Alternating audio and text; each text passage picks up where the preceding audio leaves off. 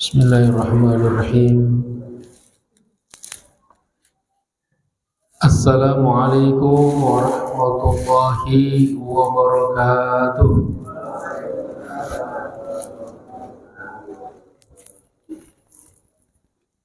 Alhamdulillahi rabbil alamin.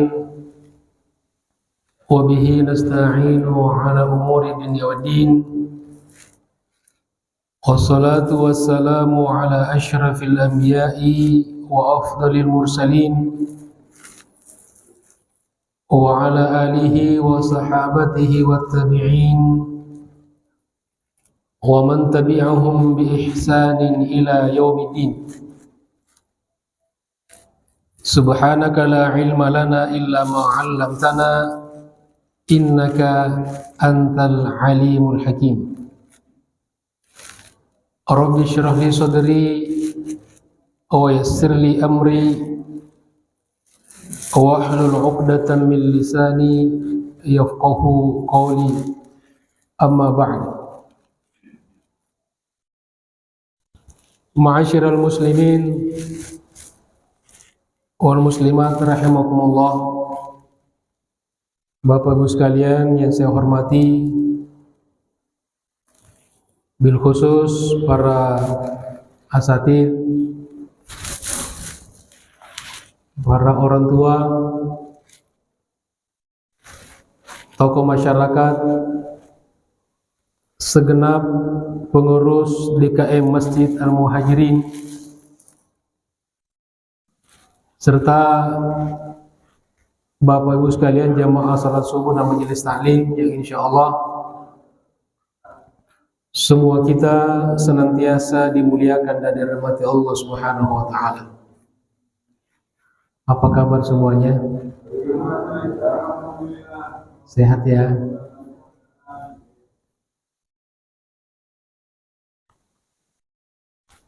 Alhamdulillah, puji syukur kita panjatkan pada Allah Subhanahu wa taala. Setelah kita sholat subuh berjamaah, mudah-mudahan Allah terima sholat kita dan ibadah-ibadah kita yang lainnya. Maka kita memilih belum langsung pulang ke rumah, tetapi menetap di masjid dengan berbagai rangkaian ibadah setelah sholat. Pertama kita niatkan i'tikaf di masjid, maka duduk-duduk kita di masjid insyaallah bernilai ibadah. Yang kedua, silaturahim. Mudah-mudahan dengan senantiasa kita bersilaturahim, apalagi di masjid rumah Allah, Allah Subhanahu wa taala senantiasa melapangkan rezeki kita dalam makna yang seluas-luasnya, bukan hanya harta, bukan hanya materi, sehat juga rezeki, rasa tenang dalam hidup juga rezeki, memiliki keluarga yang sakinah, mawaddah warahmah juga rezeki, dan bisa beribadah secara tenang juga merupakan rezeki, dan yang lainnya. Dan juga mudah-mudahan dengan silaturahim Allah Subhanahu wa taala panjangkan umur kita, baik umur biologis ataupun umur kronologis. Umur biologis maksudnya meskipun kita sudah meninggal dunia dalam usia yang telah ditakdirkan Allah Subhanahu wa taala, tetapi kita masih punya umur kronologis. Meskipun kita sudah wafat, tetapi kebaikan-kebaikan kita masih tetap dikenang secara baik oleh orang yang kita tinggalkan. Dan yang tidak kalah pentingnya juga adalah kita niatkan untuk talabul ilmi, untuk belajar, untuk mencari ilmu yang hukumnya adalah wajib sebagaimana wajibnya kita melaksanakan salat 5 waktu. Talabul ilmi faridatun ala kulli muslimin. Mencari ilmu atau belajar itu adalah kewajiban atas setiap muslim. Dan disebutkan muslim juga termasuk di dalamnya muslimah. Karena ada yang protes, kok muslim enggak disebut? Maka dalam bahasa Arab, kalau disebutkan muslim secara terpisah sendiri, maka itu menunjukkan juga muslimah. Mudah-mudahan ilmu yang kita dapatkan sekecil apapun, sedikit apapun, insya Allah bisa menjadi ilmu yang bermanfaat dan berkah untuk kita semuanya. Amin ya rabbal alamin. Ma'asyiral muslimin, rahimakumullah jamaah sekalian saya hormati. Kajian kita masih membahas kitab At-Tazkirah yang ditulis oleh Al-Imam Al-Qurtubi, wafat 671 Hijriah, yang secara khusus spesialisasi kitab ini berfokus membahas tentang persoalan-persoalan kematian dan urusan-urusan yang berkaitan dengan akhirat. Dan akhirat itu tentu dimulai dari alam kubur. Jadi kematian dan pasca kematian. Ya. Dan kitab ini sekali lagi saya sering dikatakan oleh para guru-guru kita, ini diantara salah satu kitab yang paling lengkap yang berbicara tentang persoalan-persoalan kematian dan juga alam kubur dan hari akhir.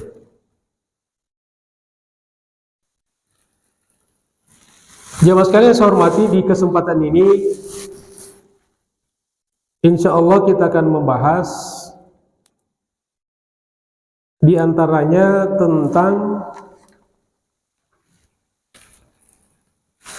babu yub'atsu kullu 'abdin 'ala ma mata 'alaih.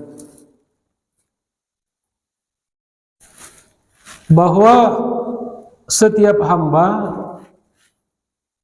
akan dibangkitkan di hari kiamat kelak sesuai kondisi kematiannya. Itu yang pertama ya. Jadi kita nanti dibangkitkan dari alam kubur sesuai kondisi ketika kita wafat. Kemudian ada juga yang berkaitan tentang bagaimana Nabi dibangkitkan dari alam kuburnya, dan juga ada yang berkaitan dibangkitkannya waktu siang dan malam, dan juga secara khusus hari Jumat. Itu Bapak Ibu sekalian, hal-hal atau tema-tema yang akan kita bahas pada kesempatan ini insya Allah.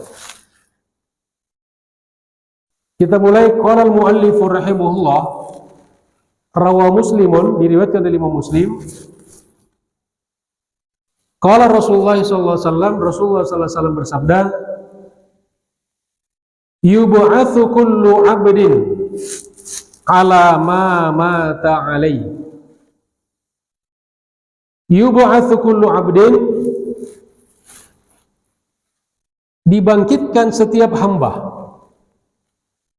Setiap hamba akan dibangkitkan kelak.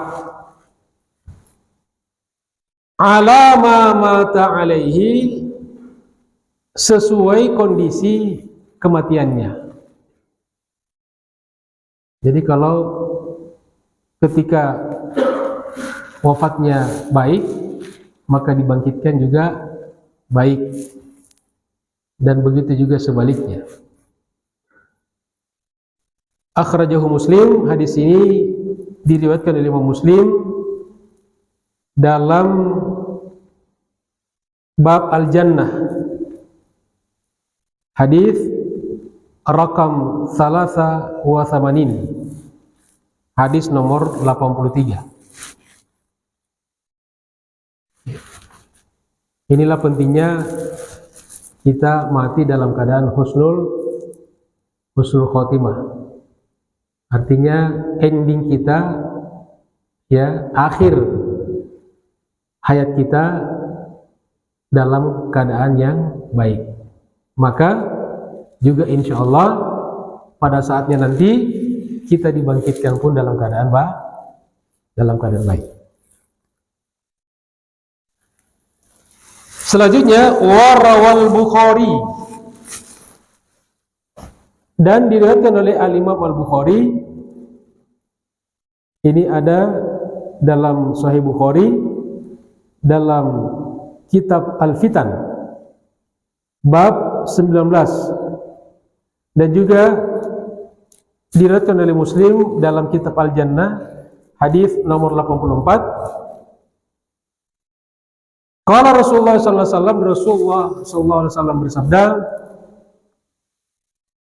"Idza aradallahu biqaumin 'adzaban." Apabila Allah Subhanahu wa taala menginginkan, menghendaki siksaan atau azab kepada satu kaum, maksudnya kalau Allah Subhanahu wa taala telah berkehendak ingin mengazab suatu kaum, asabal adzaba man kana fihim, maka Allah Subhanahu wa taala akan menimpakan siksaan itu, azab itu kepada setiap yang ada di dalam kaum tersebut. Maksudnya kalau musibah terjadi, maka musibah tidak milih-milih. Kalau banjir misalnya datang di satu daerah, dia mengenai siapapun yang ada di daerah banjir tersebut.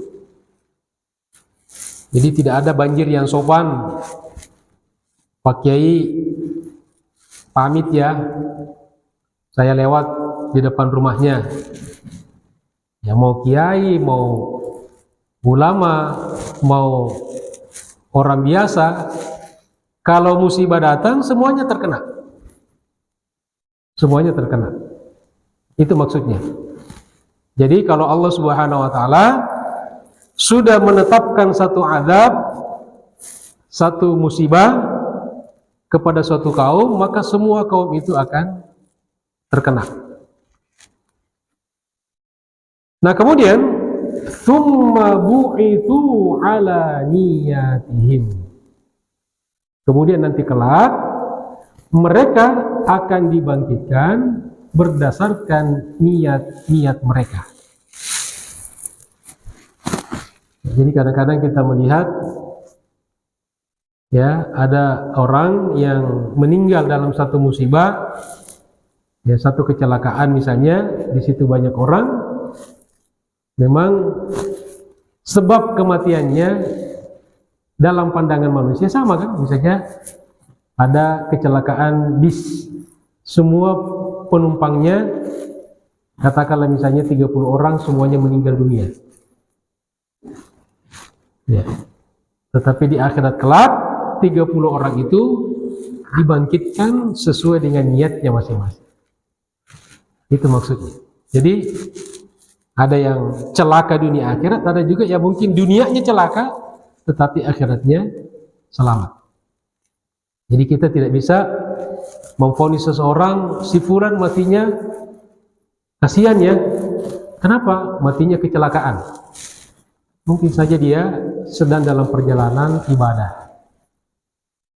Dia mungkin dalam perjalanan sebuah misi kebaikan. Ya. Atau melihat ada orang bagus ya, si fulan itu matinya di masjid. Ya belum tentu. Ternyata dia mati karena kepergok nyolong kota amal, lalu dikeroyok oleh jamaah atau masyarakat. Jadi tergantung amalnya, tergantung niatnya nanti kelak di akhir. Jamaah sekalian dirahmati Allah Subhanahu wa taala. Kemudian warawa Abu Daud, diriwayatkan oleh Abu Daud dalam kitab Al-Jihad bab 24, anna Abdullah bin Umar, sesungguhnya Abdullah bin Umar qala, berkata, ya Rasulullah, wahai Rasulullah, akhbirni 'anil jihadi wal ghazwi, kabarkan kepadaku tentang jihad dan peperangan. Jadi Abdullah bin Umar bertanya kepada Rasulullah, minta kepada Rasulullah untuk dijelaskan kepadanya apa sebetulnya hakikat jihad dan perang. Faqala, lalu beliau sallallahu alaihi wasallam menjawab, berkata, bersabda, ya Abdullah, wahai Abdullah, in kutilta sabiran, apabila kamu terbunuh dalam kesabaran, muhtasiban, dalam keadaan mengharapkan balasan pahala dari Allah Subhanahu wa taala, bu'itha sabiran muhtasiban, maka kelak di akhirat engkau pun akan dibangkitkan dalam kesabaran dan mengharapkan ridho pahala dari Allah Subhanahu wa taala. Wa in kutilta mura'iyan, dan apabila kamu terbunuh. Jadi kalau peperangan itu kan bisa terbunuh, bisa membunuh, kan hanya dua kemungkinan. Kalau masalah mati ya dalam peperangan, kalau tidak membunuh ya terbunuh. Wa in kutilta mura'iyan, dan apabila engkau terbunuh mura'iyan, riya, mukathiran, karena menginginkan sanjungan, bu'ithta mukathiran wa mura'iyan, maka engkau pun di akhirat kelak akan dibangkitkan menginginkan sanjungan dan riya.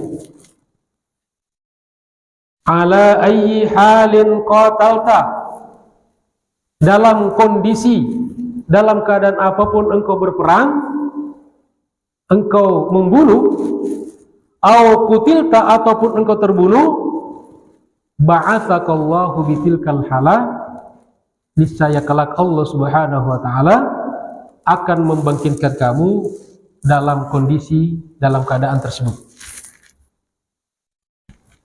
Ya. Jamaah sekalian dirahmati Allah Subhanahu wa taala.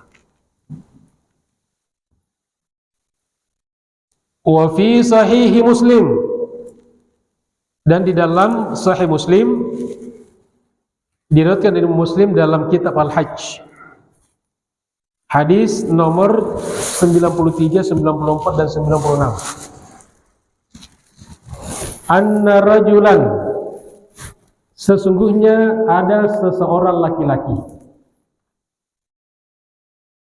wa qasathu naqatuhu, disepak oleh ontaknya sendiri. Jadi dia apa? Disepak oleh ontaknya sendiri. Wa huwa muhrimun, sedangkan dia dalam kondisi berihram, dalam kondisi sedang berihram. Famata, lalu dia meninggal. Jadi orang bisa meninggal karena berbagai macam sebab. Beliau ini meninggal gara-gara sebabnya apa? Karena disepak oleh ontaknya. Ya. Faqala sallallahu alaihi wasallam, lalu Rasulullah sallallahu alaihi wasallam bersabda, berkata, igsiluhu bima'in wasidirin. Mandikan dia, orang itu yang mati, dengan air dan sidrin. Sidrin itu daun sidir, bidara, pohon bidara, daun bidara. Di kampung Melayu itu, di Cawang ada namanya bidara Cina, tapi kampungnya. Tapi kadang-kadang sebutan kampung belum tentu yang disebut itu ada di situ. Ya. Di Cawang juga ada namanya gang salak, tapi nggak ada salak di sana.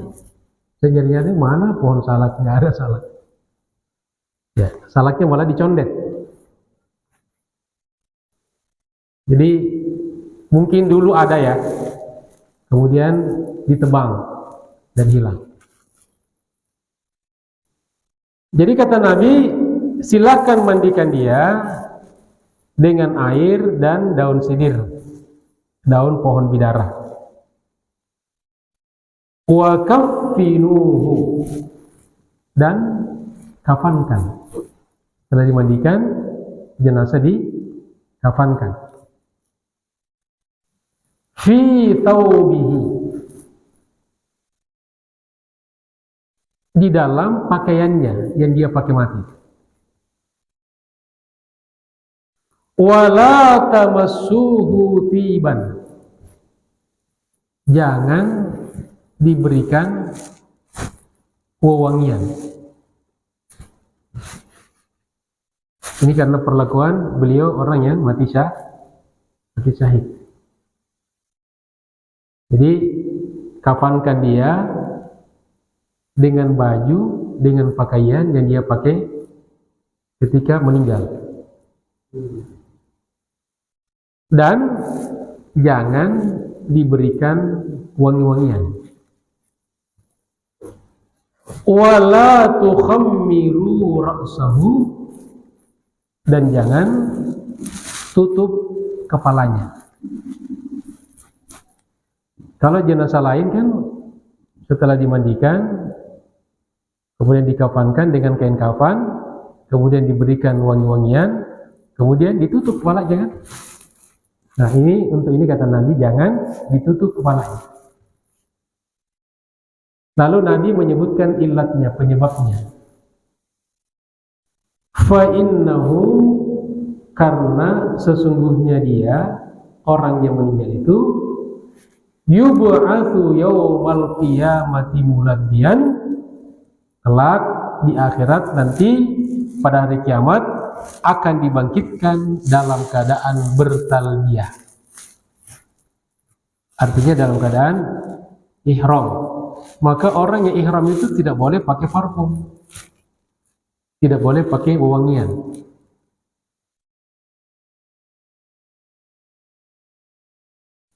Kemudian wa sahha an Jabir radhiyallahu anhu, diriwayatkan dari Jabir radhiyallahu anhu, annahu kana yaqul, sesungguhnya beliau berkata, innal muadzinina, sesungguhnya orang-orang yang adzan. Allahu akbar, Allahu akbar. Siapa namanya muadzin kita di sini? Mas yang sering azan ya. Ada berapa orang ya? Sesungguhnya orang-orang yang adzan di masjid-masjid memanggil orang untuk sholat, wal mulabbina, dan orang-orang yang bertalbiyah ketika haji dan umrah. Labbaik Allahumma labbaik, labbaik la syarika lak labbaik innal hamda wan ni'mata laka wal mulk la syarika lak. Masya Allah, kita mendengarkan talbiyah terasa pengen umroh ya, pengen haji, pengen ke tanah suci. Mudah-mudahan kita semua yang hadir ini insya Allah bisa berangkat umroh dan haji. Amin ya rabbal alamin. Yang penting kita ada niat, ada semangat, Allah mudahkan insya Allah.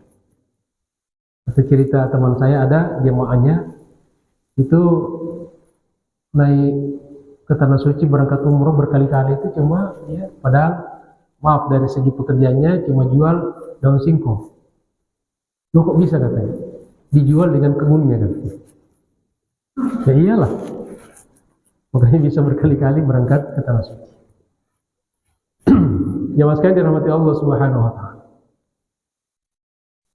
Sesungguhnya orang-orang yang azan, ya seruannya itu kan juga isinya panggilan kebaikan. Hayya 'alas shalah, hayya 'alal falah. Ada di situ kalimat tauhid, ada syahadat. Wal mulabbina, dan orang-orang yang bertalbiyah, yakhrujuna yaumal qiyamah, pada hari kiamat mereka keluar min kuburihim, dari kuburnya. Yu'adzinul mu'adzin, yang sering azan di masjid ketika dibangkitkan dari kuburnya dia azan. Wa yulabbil mulabbi, dan orang yang ketika meninggal dunia bertalbiyah maka dia dibangkitkan juga dalam keadaan bertalbiyah. Labbaik Allahumma labbaik. Nah, maka nanti di akhirat kelak ketika dibangkitkan dari dalam kubur ada yang azan. Oh, berarti dia itu dulu muazzinnya Masjid Al-Muhajirin. Loh, di sana ada yang talbiyah. Nah, itu yang rajin umroh. Gara-gara tiap tahun umroh gara-gara menjual daun singkong. Ya, sekalian dengan kebun-kebunnya. Alhamdulillah. Jadi mari kita manfaatkan semua rezeki yang Allah berikan kepada kita untuk memperbanyak ibadah kepada Allah Subhanahu wa taala. Banyak orang, Bapak Ibu sekalian, tanahnya banyak, hartanya banyak, tapi nggak pernah ke tanah suci. Tanya kenapa? Karena takut berkurang. Terus harta kita itu mau dikemanain? Lama-lama juga kita tinggalkan kan? Jadi mumpung kita masih ada umur, mumpung sehat, manfaatkanlah harta kita untuk bekal kita menghadap Allah Subhanahu. Adapun urusan anak-anak kita, generasi kita kelak, mereka ada rezekinya tersendiri. Jadi orang tua ini udah stres membiayai, menafkahi anaknya ketika kecil, di hari tuanya masih stres juga memikirkan.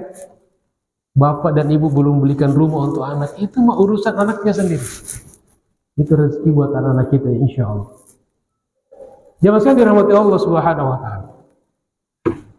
Lanjut. Bapak saya lanjut ya. Warawa Muslimun wa Ibnu Majah. Diriwayatkan oleh Imam Muslim dan Ibnu Majah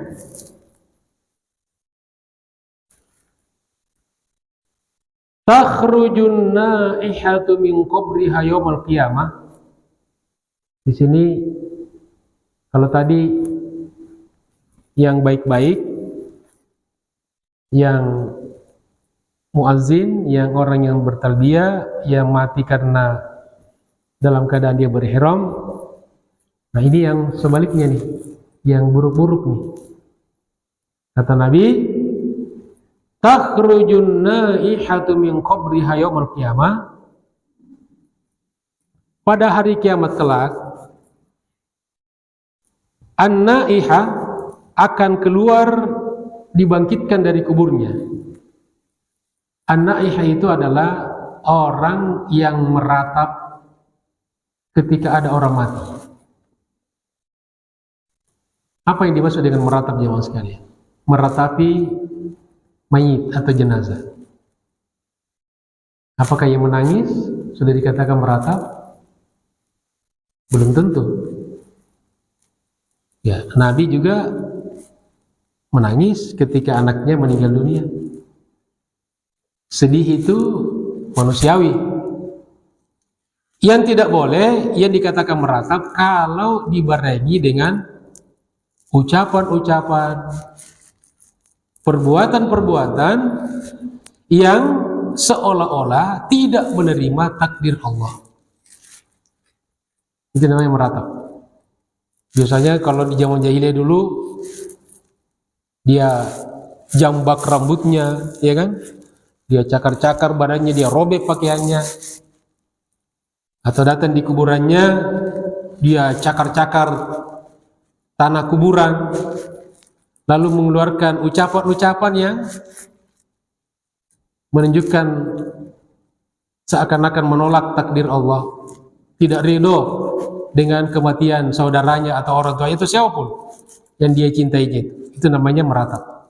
Salah satu makna daripada meratap. Maka orang, nah di sini disebutkan dengan kata muannats, an-naihah, perempuan. Jadi kalau ada tak marbuto itu perempuan. Kalau laki-laki an-naih. Kalau laki-laki ustad, kalau perempuan ustadzah. Ya kan? Jadi ada taknya. An-naihah perempuan. Kenapa perempuan? Karena memang di zaman jahiliyah itu yang ahli meratap itu yang perempuan. Apalagi meratap dengan kata-kata. Perempuan ini memang, mohon maaf ya, memang dalam penelitian kosakata perempuan itu 2 kali lebih banyak daripada kosakata laki-laki. Jadi secara umum memang perempuan itu lebih banyak ngomong. Ya, lebih, kalau istilah lebih kasarnya mungkin cerewet ya. Itu memang alamiah, sunnatullah. Tapi cerewetnya perempuan ibu-ibu ini juga dibutuhkan dalam mendidik anak. Makanya perempuan itu lebih banyak ngomong dengan anak, nasihatin anaknya.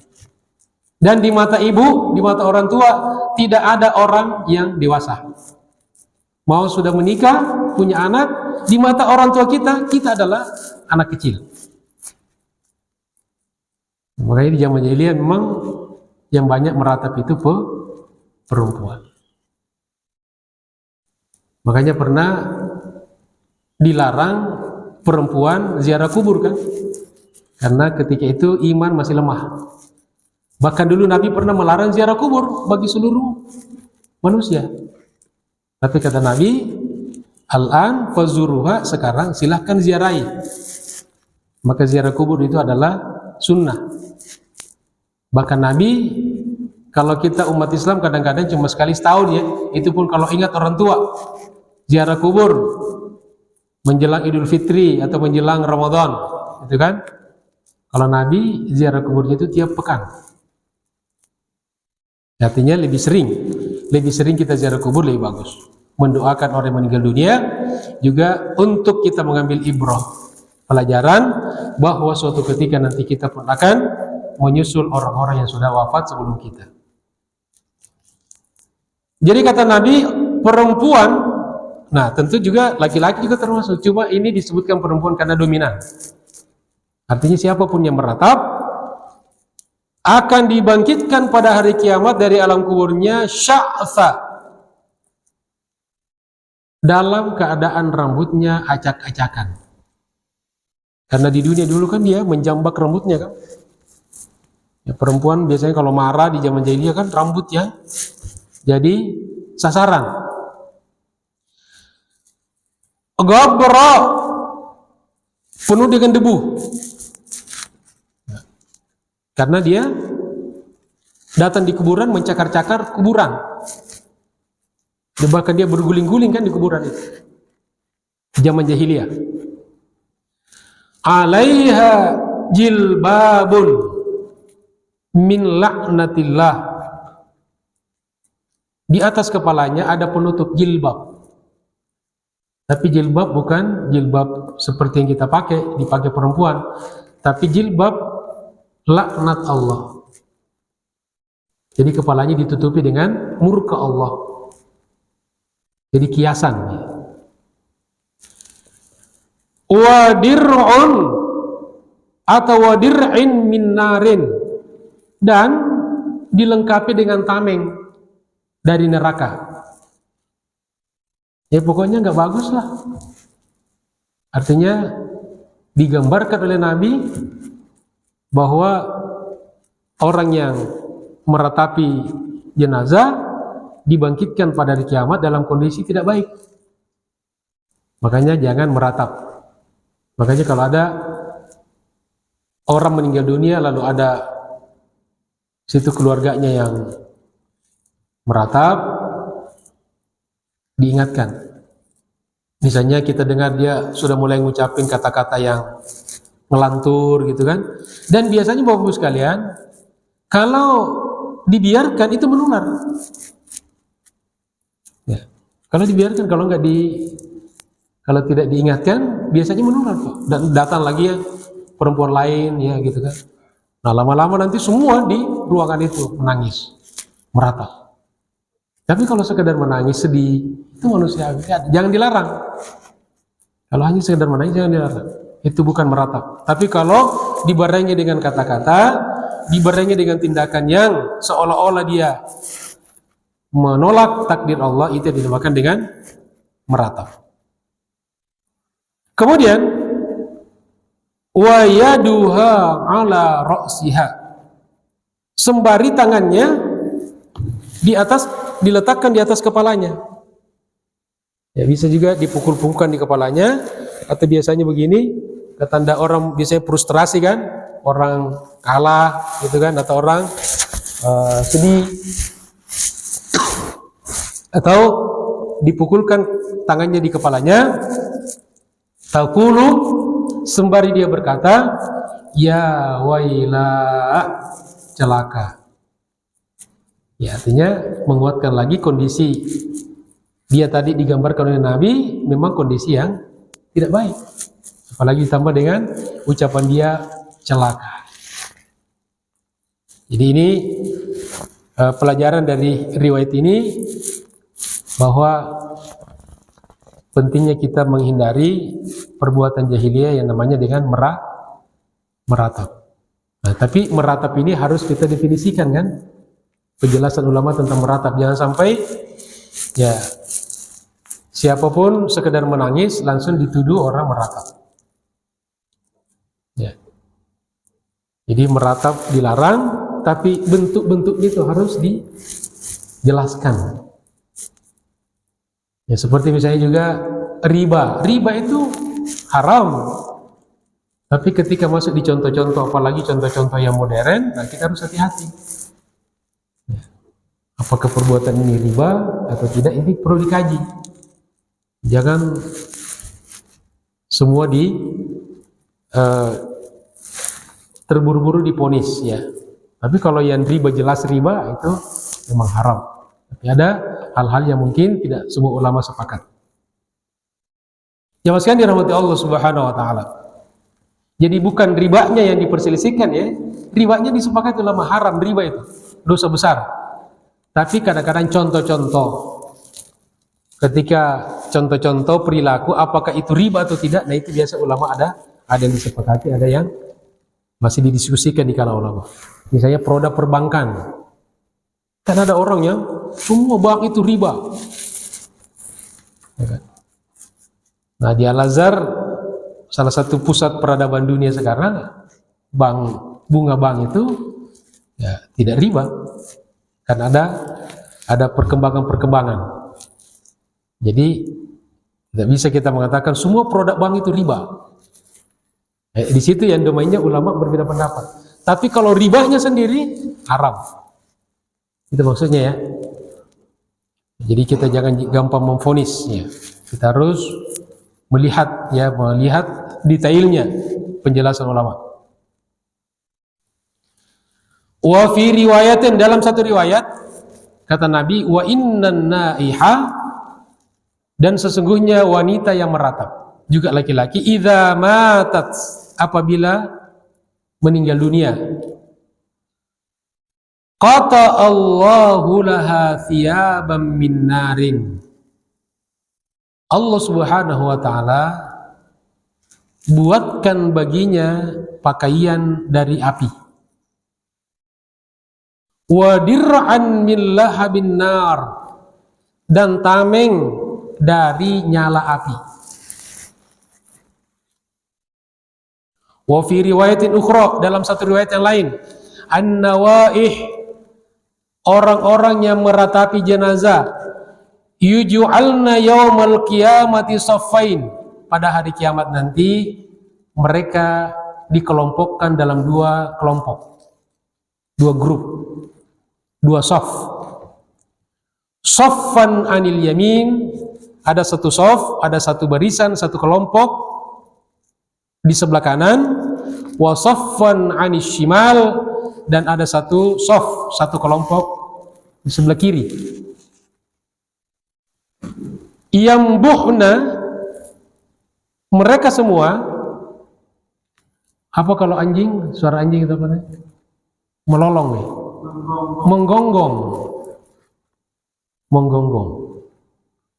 Semua menggonggong, kama tambahu, sebagaimana menggonggongnya al-kilabu. Al-kilab jamak dari kalbun. Apa artinya kalbun? Anjing. Guguk. Ya. Kaf ya. Kalbun. Kalau kalbun qaf, hati. Ya. Ini kalau dalam bahasa Arab beda huruf, beda makna.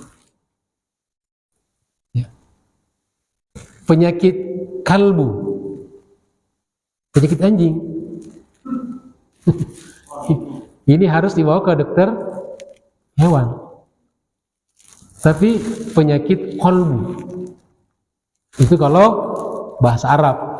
Tapi karena sudah dijadikan bahasa Indonesia, nggak apa-apa ya. Kalbu maksudnya kolbu.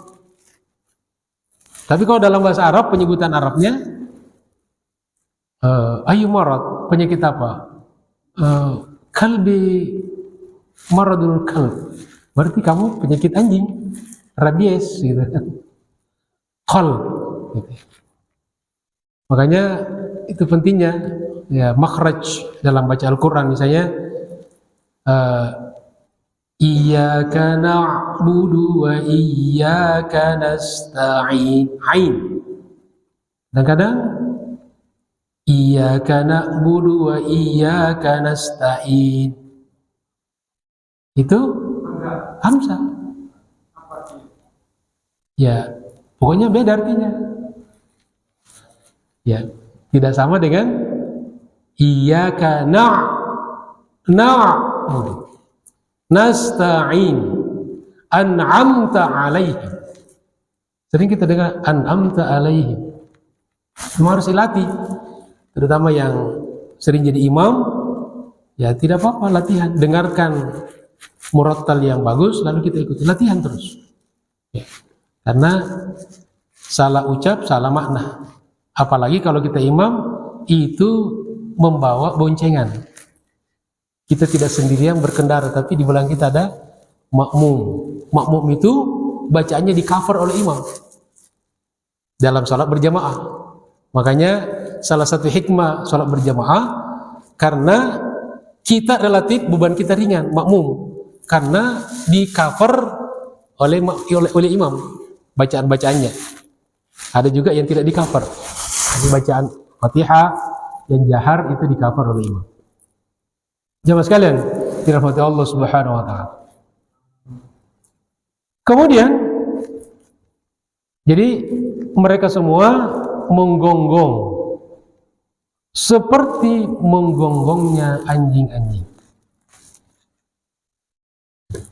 Ya, ini ada istilah anak-anak anak-anak istilah gaul ya, istilah geng Z sekarang itu, maaf ya saya sampaikan itu. Jadi kadang-kadang ada dalam bercanda anjir, rupanya itu anjingnya. Iya. Dan Iya, diperhalus, diperhalus gitu kan? Apa? Itu menolong juga bahasaan tapi berbeda. Kalau kau itu Gonggong. Nah itu dua-duanya lah gitu ya. Gonggong dan melolong ya. Melolong ya. Iya. Iya. Au gitu serigala gitu ya. Gua au gelap gitu. Au. Itu lagi apa ya? yang mana yang menggonggong atau menolong? Dua-duanya. Pokoknya suara anjing lah gitu. Yang penting bukan au gelap gitu. Itu suara manusia ya. Nah jadi saya cerita ini karena teringat dengan seorang jemaah orang tua. Saya umroh beberapa tahun yang lalu. Jadi kita di Madinah mau ke Mekah. Saya biasanya di Madinah itu ada pemantapan manasik, ya kan? Jadi sebelum kita ihram ke Mekah, kita di Indonesia udah manasik. Di sana di Madinah kita mantapkan lagi. Lalu mungkin beliau kurang paham, jadi dia nanya katanya sama temannya, kalau kita mau ihram, apakah kan katanya bulu-bulu harus dicukur deh. Nah kebetulan bapak ini berkumis, kumisnya ini kumis yang antik, yang kumis dijaga karena dia seorang perwira, ya mantan. Kalau nggak salah brigjen itu polisi. Jadi kebiasaan dia berkumis tuh. Lalu dia nanya teman sekamarnya. Kata dia, ini bulu kumis ini harus dicukur nggak? Kata temannya itu tanpa nanya ke ustadz dulu. Iya, kata ustadz semua bulu-bulu dicukur. Oh dicukur lah. Begitu sampai di manasik, di ruangan manasik itu dia ke depan. Setelah tanya jawab dia nanya, Ustadz, apakah saya sudah cukup nih cukur kumis? Ya nggak harus dicukur kalau kumisnya.